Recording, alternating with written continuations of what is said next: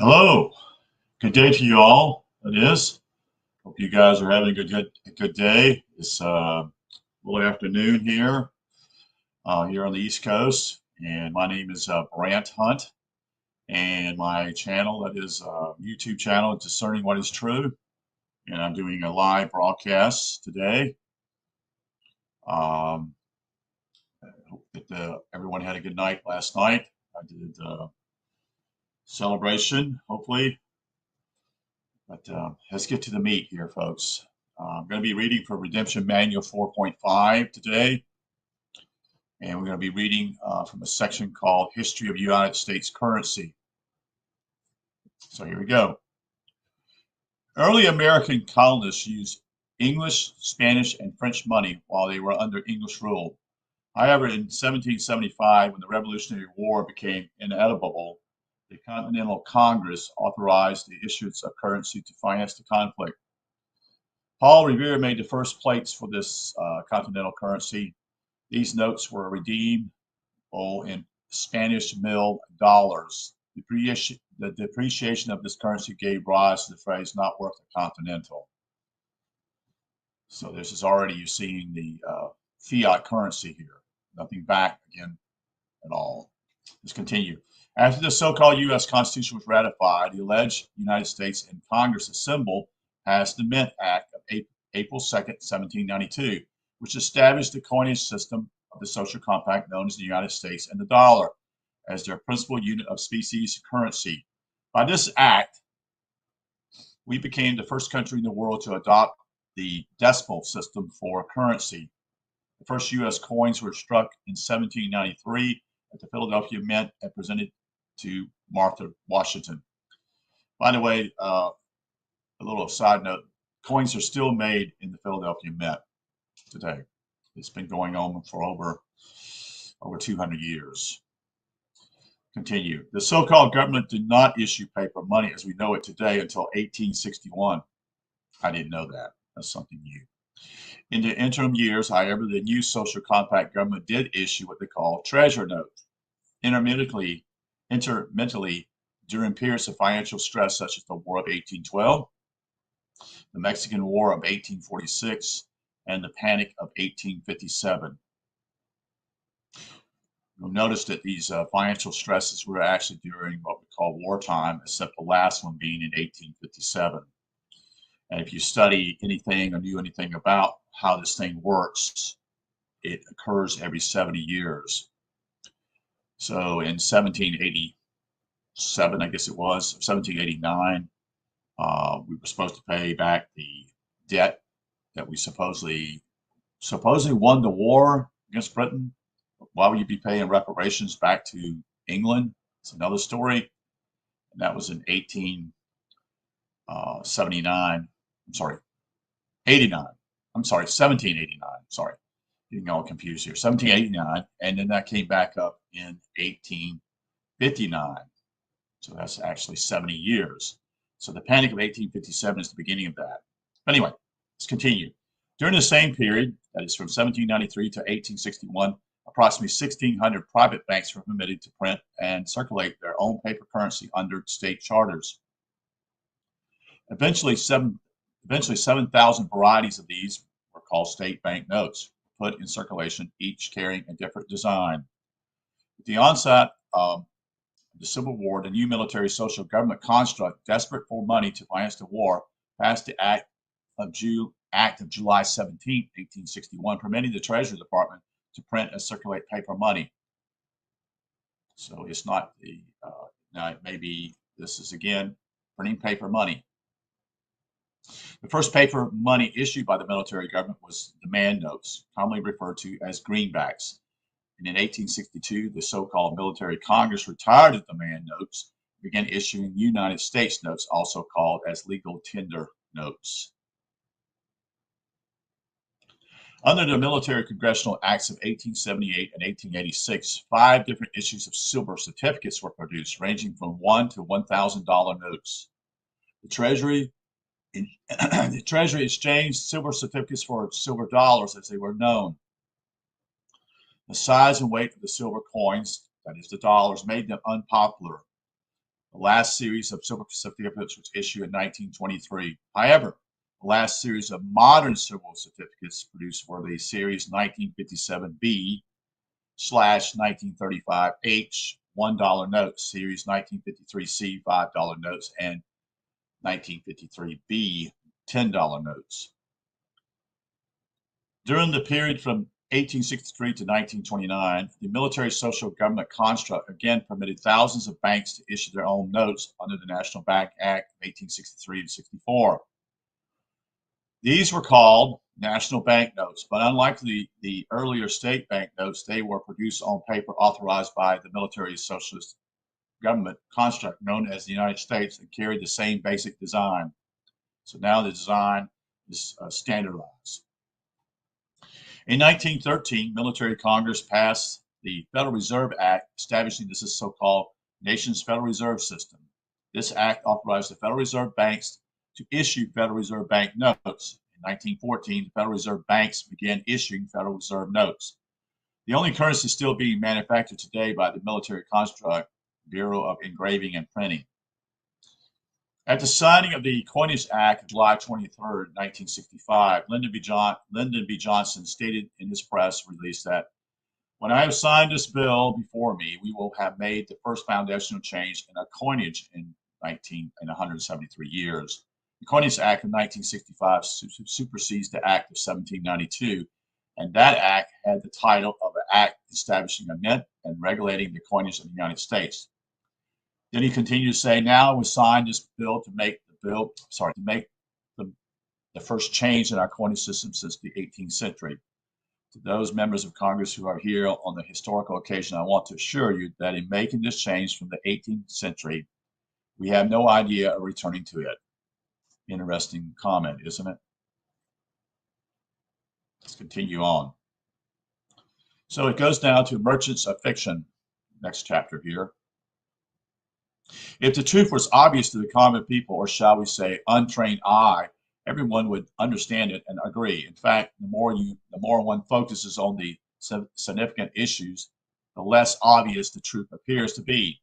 What tools do you have at your disposal for comprehending the larger objective truths outside of your own immediately experience? Unless you are a dedicated student of life with lots of time on your hand to read, travel, and do research by default and or general acquisitions, all you probably have time for are the sound bites of established and very uncontrolled money kings, print, entertainment news source, like Fox News, CNBC, CNN, and let's continue. What is your level of assurance that these popular indoctrination sources of information are trustworthy? Is it possible that the larger truth is so far from obvious that you wouldn't know it if it bit you? I suggest that this is much closer to reality than you might expect. And let me just say this is what's so true about what's happening correct today. Most people want to be entertained. Okay. They're not really willing to dig. They don't have the desire to go deeper, you see. And that's what they get. You see, they don't find the truth. Now I'm offering this because it's, we have the medium of what I'll be able to do here is to do what I call sharing the truth here on a computer, and hopefully others will see the truth and begin to research themselves. Let's continue. In the movie A Few Good Men, the character played by Tom Cruise screams, "I want the truth." And Jessup says, the character played by Jack Nicholson fires back, "You can't handle the truth." Yeah, most people can't handle the truth. 9 out of 10 people, when interviewed, will insist that they want the truth. They will really believe that they do. However, if you qualify this question when you asked it with even if it were painful, the number drops to 4 in 10. Run the experiment and see what I mean. This tendency to reject new information when the chosen response is one of the discomfort or pain is described as in dissonance theory, a scientific theory of attitude change which proposes that awareness of inconsistencies among individual beliefs, attitudes, and behaviors produces a aversion state of tension or discomfort. Furthermore, distance increases with important decisions and dissimilation between alternates. Resistance to change is described in terms of effort justification, a tendency to believe once a consideration amount of effort is exerted to achieve a goal, that the goal is important and worthwhile. That's why I'm doing this. This is why I'm doing this, folks. It is worthwhile. I'm doing something that I enjoy doing. And I've known some of this stuff for years. This principle is at the heart of hazing rituals by sport teams, fraternities, and sororities. When dissonance occurs, the individual will attempt to reduce it through a number of coping mechanisms. If the perceived level of pain overwhelms other coping skills, the individual will choose denial. Others will attempt to reduce distance by justifying one's behavior when external inducements are insufficient to fully justify it. This occurs when the individual has high trust with self, i.e., behavior is congruent with principles, and has paid a high price in the past to seek out and adapt their lives to their evolving understanding of the truth. A struggle will play out within the individual in which they will do whatever is necessary to test the new information until a determination can be made as to its validity. The new information is not constrained by what is already known. Now let's put all of the above information on dissonant theory and people's interest in truth. As long as it isn't painful, you see. Together to see the tangible web that has been woven for people will be guided by two sayings. Proof is in the pudding, and follow the money. To set this up, it is important to understand that in order to operate effectively in the current political and financial system, the purveyors of the so-called government have set up a trust. We use quotes around the word government because it is a fictional entity. There is, let's see if I can get this thing to work right. I just did something here. Okay. There is no person or thing that can be ascribed to this linguistic expression. It is without reference. Government is a big fiction. Before explaining how the so-called government is a trust, we'll first examine a trust that most of us are familiar with, a deed of trust. If you are asking the question, you mean my mortgage? No, I mean your trust. If you are a assumed homeowner, go to your files now and get what you think is your mortgage. We will introduce definitions at the point where they are used to facilitate your understanding. All definitions are taken from Black's Law Dictionary, 4th and 6th edition. So what is a deed of trust? Before we answer that, let's first see what a trust is. We will only go into enough depth to give you a feel for what you have probably been overlooking. A trust is a legal construct for holding property for some use as determined by the terms of the trust. The formal application of trusts usually involve three parties, although technically only one is required. The creator of the trust is called the trustor, Trustor, and or grantor, Grantor, or settlor, that is Settlor. Therefore, thereafter, that is trustor. The trustor is the original holder in due course of the property and sets the contract for the benefit of a beneficiary. The property and the terms of the contract are usually managed by a third party, that is a trustee, also called fiduciary, one in position of trust. Do you know that when you sign your deed of trust that you are giving benefit and advantage to the banker? Who created the deed of trust? Answer, the banker did. So why wouldn't the banker draw up the contract to his own advantage if he didn't say anything against it? Very pertinent question. Deed of trust, an instrument in use in many states taking the place in serving the uses of common law mortgage, by which legal title to real property is placed in one or more trustees to secure the payment of a sum of money or the performance of other conditions. Now let's begin the process of attaching parties to this definition and defining some more terms so you can see where you stand. You may have assumed that you are the trustor. While it is true that your signature that is paid, P-A-Y-E-D, for the house, yes, you read it correctly. This was not the agreement you signed last. If you signed a deed of trust joint tenancy, what did you do? Did you actually sign a lease agreement with the landlord that called themselves bank? Here's a quote from the deed of trust. Witnesses. That truster hereby irrevocably grants, conveys, transfers, and assigns to the trustee in trust with power of sale. You hear that? The above described real property, together with the leases, issues, profits, or income therefrom, subject, however, to the right, power, and authority hereinafter given to and confer upon beneficiary to collect and apply such property income. What did you do when you signed the deed of trust at the title company? You assign the lease between you, that is one who furnishes consideration, the signature, and the truster, a corporate fiction set up on registration of your birth certificate, another fiction, to the beneficiary, that is the bank. What were you thinking? See, this is how this is all cleverly done. I know I've done this, not with a mortgage, but with some other type of loans. I didn't even bother to read the paperwork. You know, so that's foolishness, you see, in my own part. As said earlier, the truth is far from obvious, and we can only give you the highlights in the essay. There are many more pieces to this story. See United States bankruptcy, what banks don't want you to know, or the secrets of the Federal Reserve. What is the United States? Are you sure you want to hire an attorney before the judge? How did the deed of trust become a lease anyway?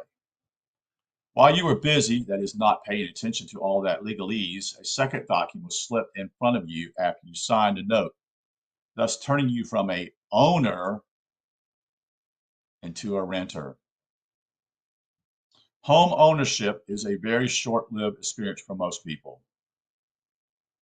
Assignment of lease. Such occurs where leases transfers entire unexpired remainder of term created by lease. Title. The evidence of right which a person has to the possessions of property. The definition for deed of trust above uses the term legal title. Exactly what does this mean? The term legal is the tip-off. Law is another fiction. Since the so-called U.S. bankruptcy of HJR 192, that is Public Law 73, there is no way to extinguish a debt and consequently no way to execute a law. We went from the gold standard to the promise to pay standard, and all demands for payment constitute an issue of public currency. A promise to pay, that is a signature or a Federal Reserve note, creates money and is what funds your mortgage, your auto loans, credit cards, purchases, and every other kind of loan you take out, including traffic tickets. The other tip-off is the word evidence in the definition for title. Title in trust is a quasi-title, not title in fact. You can have right to possession, but you can never own anything outright. All property and labor being pledged in the so-called bankruptcy is for this reason that legal title can never be defined in terms of the RES or real thing. It can only represent a fiction. Instead of the land being the security, the bankers have replaced this with legal title to real property, a legal description, a fiction. Can the legal description ever be the land or house property? Answer, no, not under the current system. You see, unbelievable what they've done. Sleight of hand. This is satanic. This is just satanic. This is theft. Legal title is based on legal description. Black's Law doesn't define this phrase, but a summary of words in physical terms would be a written enumeration, that's spelled E-N-U-M-E-R-A-T-I-N, of items composing as a state created by law. But since law itself is a fiction, so much a legal description and in turn legal title.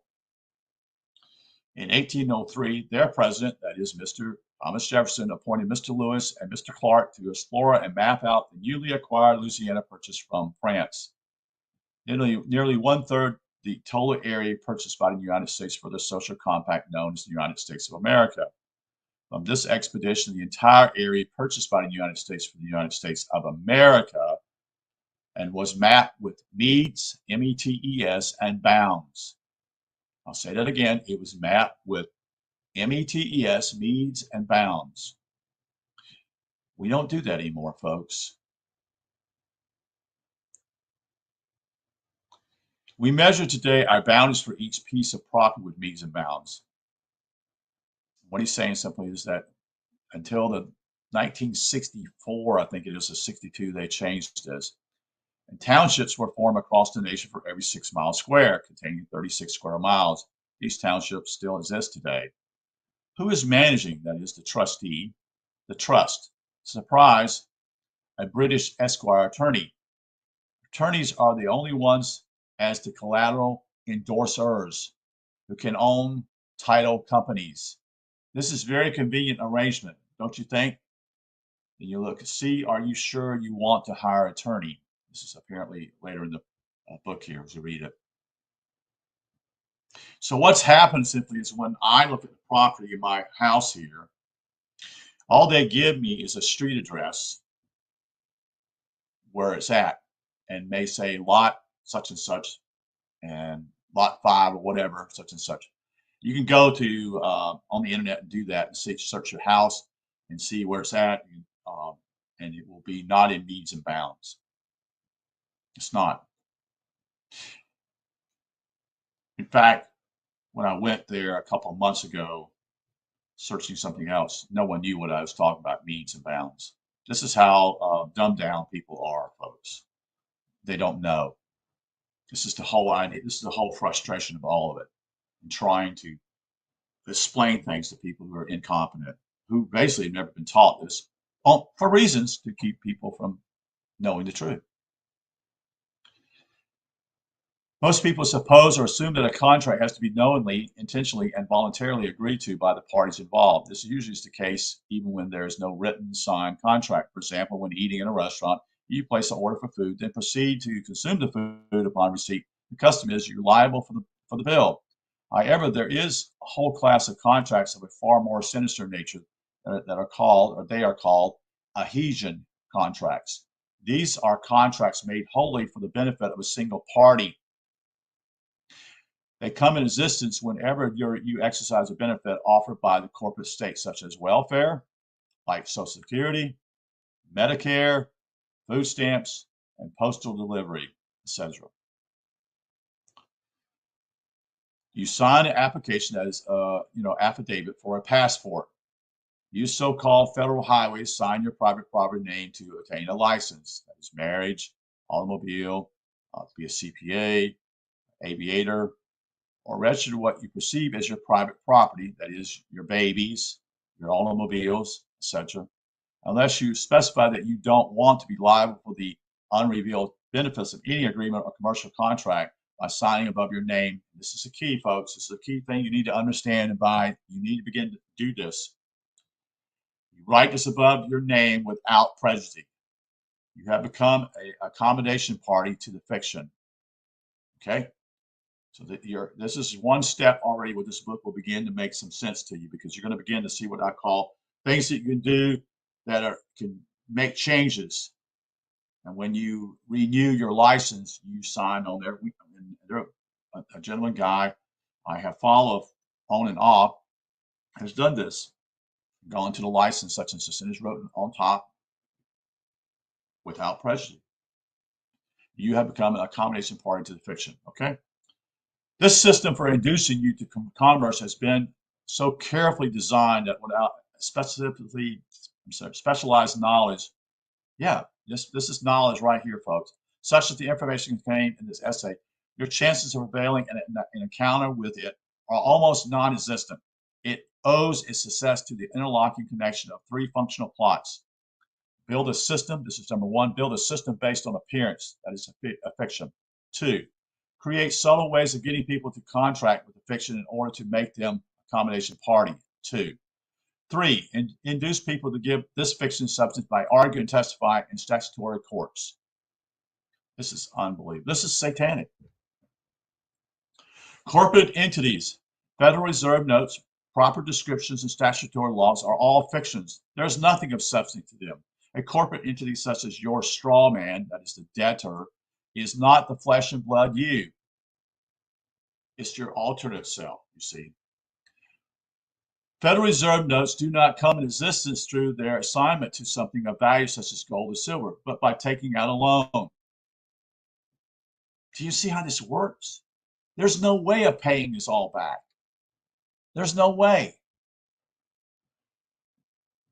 Because once you take out a loan, it's just debt. And then you get paid in debt money. You never pay it off. And it just continues more and more debt. But well, there is a remedy here, okay? Just got to keep going. A title deed identifies a home in terms of an artificial system of means and bounds called a property description, a description of property that is not, if you read it, you won't find anything that describes any attribute of the real house. Of course, you see. They also apply this to your car title, any other title to property. The real substance of the thing is referred to as the res. Legislated statutory law are not written pursuant to the contracts. Constitution in brackets here, Constitution and Bill of Rights that would limit government power over its creators, the sovereign flesh and blood, men and women of their America. By creating a system that is fiction from end to end, they ensure that the real game stays hidden and not one in a million will figure it out. In closing, let's revisit our earlier discussion of dissonance theory and examine the dissonance levels attributable to the above shocking from the perspective of the uninitiated information. You have believed all your life that money is valuable and that therefore struggle for attainment in order to purchase the material necessities of life, like a home. You have also believed that you have been paying your debts. Now you are learning that you have been deceived in these most basic mental tenets and assumptions. I really doubt a greater dissimilarity alternates could exist. The information that you have been absorbing from the culture, either by osmosis or a government schooling, with what is presented here in this essay, is extremely high, meaning high distances. Most of you won't figure this out because it doesn't go along with your beliefs. And that's why beliefs are deadly, folks. They are. Only truth is what stands, nothing else. In addition, the information presented here invites you to make some major decisions in regard to the interpretation you give to your perceptions. This also contributes to high dissonance. And finally, the effort justification is also very high. The daily commute, that is the job, etc., doing the grind. According to our definition, then, dissonance should be off the chart. For some of you, it probably is, and you're in shock. However, if after a week or so you still believe that you really own your house and are not simply a caretaker for the international bankers, ask yourself what would happen if you were to stop paying your use fees in the form of property tax. Do you know what the bankers will do? How do you explain that? For the rest of you, I hope I have pictured your interest enough to read the other essays in order that you may deepen your understanding of the amazing story. Only by doing so will you be able to claim your remedy. Let me see where I'm at here time-wise.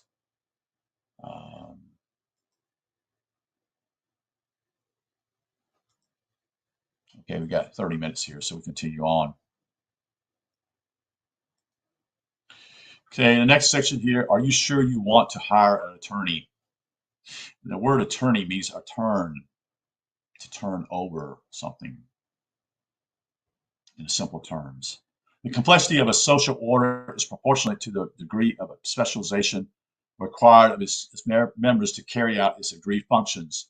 As complexity increases, members tend to know more and more about less and less. In times past, physicians performed essentially the same services. They could carry everything they used in the treatment of their patients between the ears and a little black bag. Today, doctors specialize in one part of the body and require the support service of large institutions and other specialists. In this context, it is natural for one to seek out the services of those who are learned in matters that they do not either have the time or interest or training to handle for themselves. However, would you go to an unlicensed physician who had a hidden agenda, lacked training in medicine, who performed treatments for which the results and costs were uncertain, As the uninitiated would discover, this is a standard operating procedure when hiring an attorney. Now, so you're going into a corridor and you don't have any, it's a dark corridor, I should say, and you have no idea what you're going into. It's frank, to be frank, it's very scary. Even if you know these things, you know something's wrong. I don't trust lawyers, you see.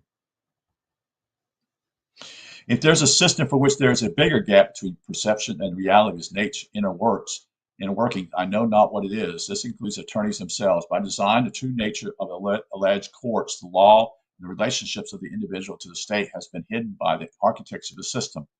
Lest its secrets be exposed, popular perceptions are groomed by the purveyors of controlled media and education, including so-called law schools, mostly through entertainment and inculcation of so-called national identity.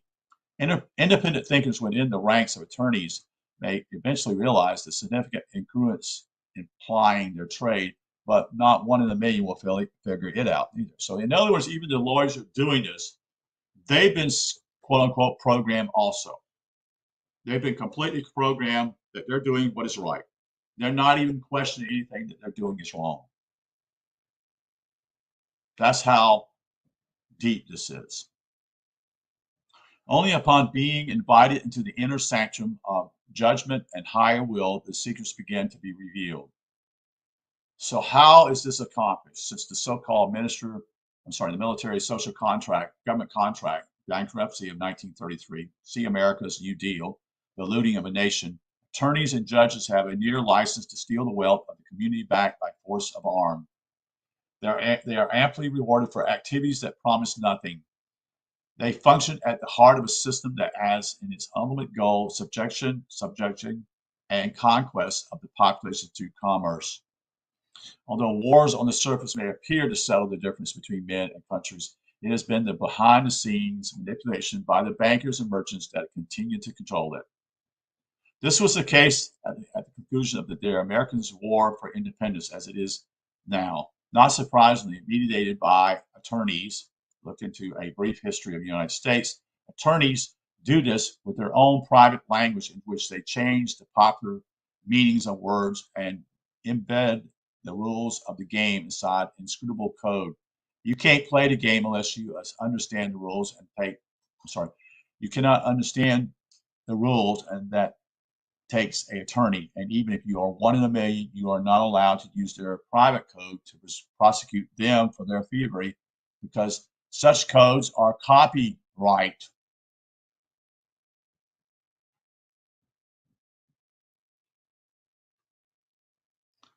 There is no higher form of incestuous relations to prevent the people from their sheer bar, B-A-R, capital B-A-R, to justice, established to prevent the money kings by and through their agents, that is, attorneys, from fleecing the people.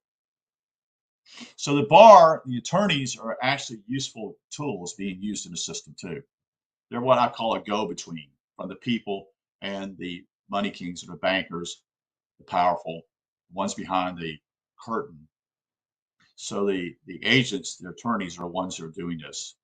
They're the go-between. They're the ones that actually fleece the people.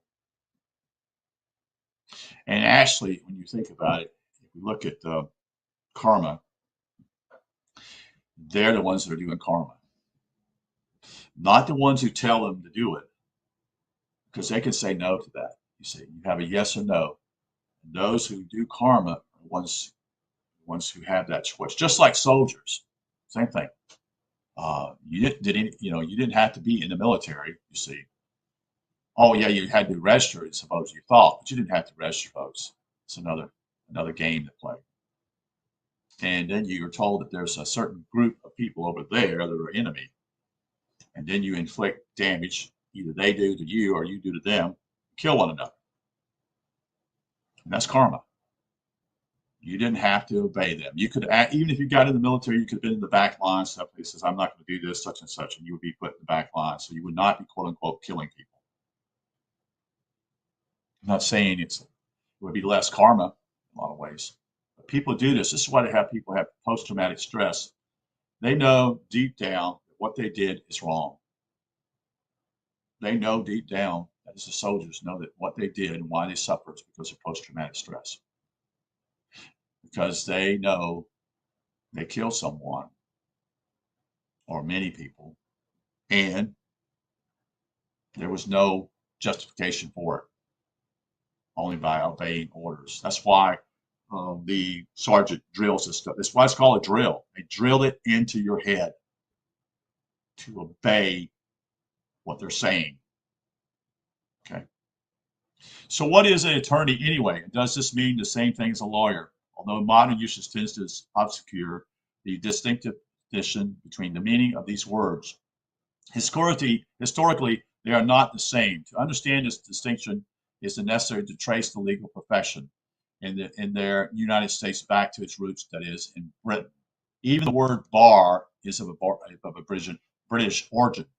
In England, only some lawyers are called advocates, others are called solicitors, and still others are called barristers, others are called counselors, mediators, and attorneys. These are not terms referring to just any lawyer. They are specific titles used to designate the type of lawyer they are and how they practice law. Advocates and solicitors have a very similar role, but on the opposite side of any given dispute, while the solicitor is one who presents a case on behalf of an accuser, otherwise known as a plaintiff. An advocate provides argument for the defendant. The barrister holds a specific position of trust beyond an area where even other lawyers are barred from entry. Crossing the bar, that is, means far more than just walking over to a different place in the room. It's the act of placing yourself under the jurisdictional authority of the court, whose bar you cross. The bar stands for British Accredited Registrar. A mediator's job is to facilitate an agreement between opposing sides. Counselors, on the other hand, primarily do just what the title indicates, counseling. To obtain assistance of counsel, therefore, is not the same as being represented by an attorney. So what is an attorney? Notice that the word for each title clearly identifies its unique characteristic. Solicitor equals one who solicits a cause of action. 2, advocate, one who advocates for the accused. 3, barrister, one who goes where others are barred from entry. 4, mediator, one who mediates between two parties. 5, counselor, one who provides counsel from a given perspective. 6, attorney, one who attorneys or engages in attorneyment. The term attorn is defined in Black's Law Dictionary. Is to turn over, to transfer to another, money or goods, to assign to some particular use or services. Attorn, as its origins from the days of English feudal system. This process employed the class title of nobility known as esquire, which means a greater or elevated squire. The squire was an armor bearer for the knight. Among other duties, the esquire performed the attorneyment ceremony necessary to preserve a class struggle of nobility. While performing his attorney function, the esquire used a system of unequal protection under different sets of law. Among these varying standards were the laws of the King's Court, of the Court of Exchequer, and the Common Court of Pleas, and for the different levels of royalty, noblemen, freemen, peons, serfs, and slaves. The purpose of the attorney was, as it is today, to see that upon the transfer of any property or of value, nothing would get into the hands of the common people. Their job, if faithfully carried out, would assure that the rich get richer and the poor get poorer. You get it? This transfer of wealth is enforced in several ways. Since all attorneys take their title, esquire, you end up in the last place in the pecking order of allegiance, which goes first to the crown, then the courts, before going to you. If you doubt this, just ask your attorney to sign an agreement that puts you first in line and see what happens. Unless they want to bring a quick end to their careers, don't expect to see a signature. Second, since the bankruptcy and the partitioning of the law, see essay on the law was replaced by public policy. This was done in this video yesterday talking about this, that Public law was eliminated and became public policy. And what does that mean? It means private copyright international law. You were replaced by illegal fiction, see adhesion contracts, and two-party contracts were replaced by construed constructive trust, see essays on trust. If you have not completed your UCC 1 filing, you're considered a ward of the court, that is the state. The ramifications of all this are as follows. Since the bankruptcy, all corporations are insolvent, and there is no way to pay a debt. If there is no way to pay a debt, there's no way to execute a law. That is, no payment is possible. And laws, including the facts upon which they are based, become irrelevant.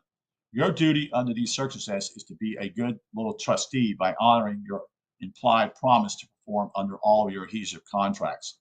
Courts are no longer about law, folks, fact of law, or anything real for that matter. They cannot be because there is no way to pay. There is no way to pay. Again, when you had gold and silver, you had a way of paying. And this is why I don't know, if you follow what's going on with the BRIC companies, that is the Brits standing for different countries, Brazil, Russia, India, China, South Africa, and just recently Saudi Arabia has joined this group. What they want to do is to go back to real money, gold and silver. And who's opposing them is the IMF, International Monetary Fund, because this is what this is all about. This is this whole rouge. I'm not even saying that gold and silver is perfect neither, folks. What I am saying simply is this whole thing here is an outright satanic system.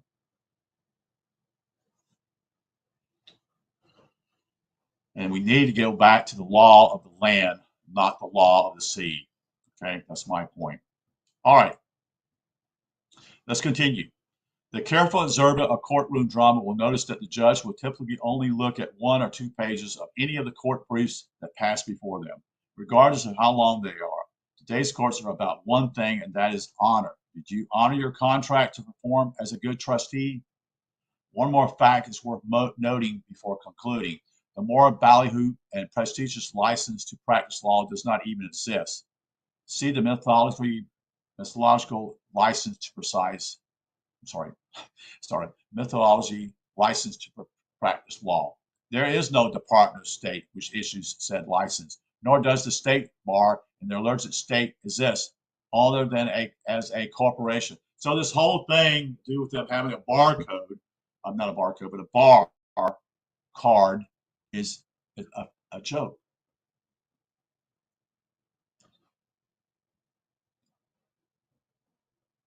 You can prove this to yourself by going to the commissioner of corporations in their state. The so-called bar is merely a private club that collects union dues from its members who posture as licensed professionals, which does not exist by and through any executive authority, government executive powers, or the so-called state which issues all license to control supposedly every licensed professional. You get a license to practice to cut hair. Okay, and you pay dues for that in way of taxes. In summary, when you hire any attorney, you are underwriting the English Crown to assign one of their unlicensed agents, learned in procedure, not law, to emanate a legal fiction strawman that was created on your behalf. There is misrepresentation by and through centers of education to accept such controversy as legal. When you were born, they bring you into their slaughterhouse to argue your case, thus giving meaning to the legal fiction they have created there. Hence, subject matter, jurisdiction gives rise to a cause of action, whether legally or not, while transferring as much of what you presume is your wealth as they can get away with. Then is hope that you will come back for more on appeal. That is, a sucker is born every day, and they know this because they educate them to remain born suckers. That's you, all of us. We're all in the same boat here, folks. We need to educate ourselves and learn some things. And that includes me. This, what you thought you were bargaining for. So that's it there. And we're going to stop here for this now point. Hope you enjoyed it. I don't want to run them too late here. Not too many long minutes here because it's almost 45 minutes. And so I wanted to share with you this information that I've gotten from Redemption Manual 4.5. And we'll do another probably video later on the day. I've got to do some other things, but I wanted just to share this particular video today. Wish you a good day. Thank you. And if you find this worthwhile, you can share this. It's not, I'm doing this for other people, folks. I'm doing it for myself, yes, but I'm also doing it for you. It's your opportunity to stand, folks. Okay. You know, our fall. And so thank you again for this, your time, and you have a good day. Take care.